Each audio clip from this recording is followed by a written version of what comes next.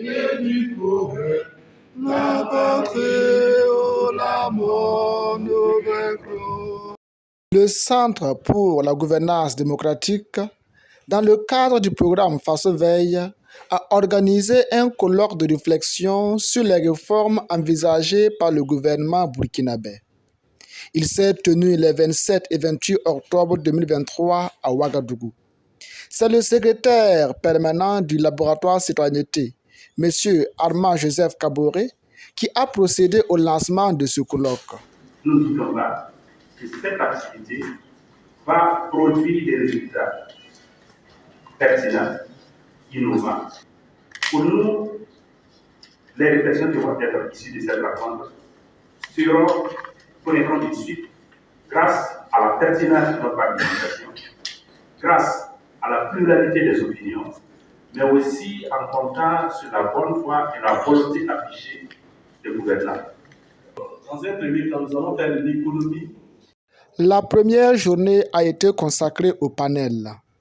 Cela a permis aux participants de se rappeler des réformes déjà tenues et celles envisagées dans le pays des hommes intègres de par le passé. Le troisième niveau, c'est le renforcement de l'état des droits. Il y a la transparence et la lutte contre la corruption. Voilà. Le renforcement des pouvoirs locaux, il n'y a pas que l'État. Ces principes qui ont guidé le CGD dans ses tournées régionales lui ont permis de recueillir des propositions de réforme dont l'économie nous est faite par le docteur Thomas Ouedraogo. La régulation du nombre de partis politiques. Oh my God. Le second aspect, c'est le plafonnement des dépenses de campagne. Mettre en place un cadre de dialogue politique ample et inclusif. Ces informations ont alimenté les travaux du groupe assortis des propositions de réforme. De limiter la taille du gouvernement à 25 ministres au plus, limiter les compétences de la haute cour de justice au seul cas de haute trahison ou d'attentat à la constitution commis par le président du Faso. Alors, comme troisième réforme à ce niveau, le plafonnement des dépenses de campagne.